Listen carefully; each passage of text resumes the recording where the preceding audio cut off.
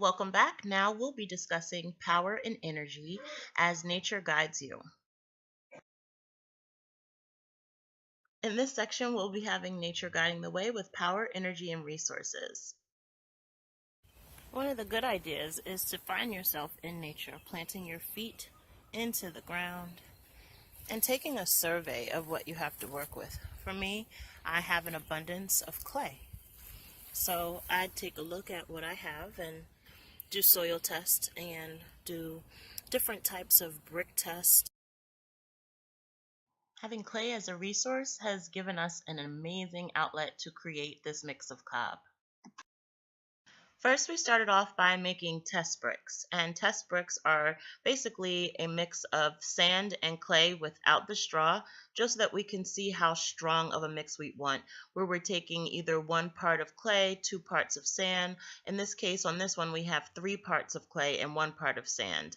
As you can see, it's already breaking up a bit, where it would need more sand and to hold it together. So these types of tests help you determine your own soil. And I could also see that there's lots of rock in my soil. So I have a rocky soil, which means I'd have to sift my soil. While other people may have clay and sand in their mix, other people may have an abundance of sand. Once you've played around with a number of different mixes and allowed it to dry, you can then test it by breaking it and see which one is the strongest. The other very powerful resource that we have access to is the sun. And this is a video of a beautiful spider web that we found out in the country. The sun actually, the energy from the sun is warming, it generates so much heat and thermal radiation. So here is a diagram of thermal mass and the summer sun and winter sun and how it aligns and heats into a building and how the heat radiates into the building according to the amount of insulation. Cob is a natural insulator, and that's why it was so great for us to use. So you want to be able to analyze your soil and what's around you. And again, I have trees that are very, very beautiful that I could also use. And the different ones that we've cut down, we're able to use those as well. So being able to use the world around you. And here I have some old urbanite that instead of it going into a landfill, I could use that for a foundation, which we have again over here. Since the fall has come, the leaves have found their way. So today, my goal is to get them out, and then I'll come back. Letting nature lead the way is amazing. I'm going to get some of these leaves out of the foundation behind me.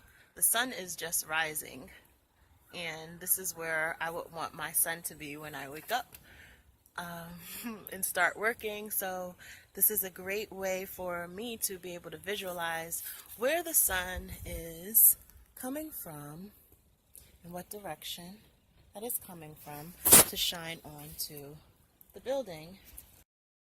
Okay, so now that I've swept some of the leaves away from around the perimeter, you can see the beginning of the foundation. And the foundation is important to help keep the floors.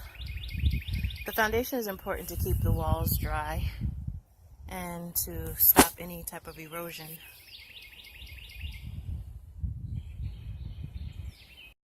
At the building we began on Stony Hills Community Garden, we have a Rebel Church foundation, which I'll also be adopting with this current building that I'm working on for the built environment.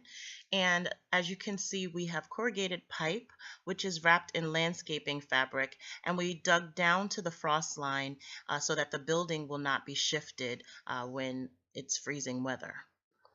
I must say this was a lot of work to do alone, but hey, I got it done, and it was great to do some yoga to also balance myself out, making sure that I have enough arm room to do what I want to do in my space. I am a powerful resource to myself is a great affirmation.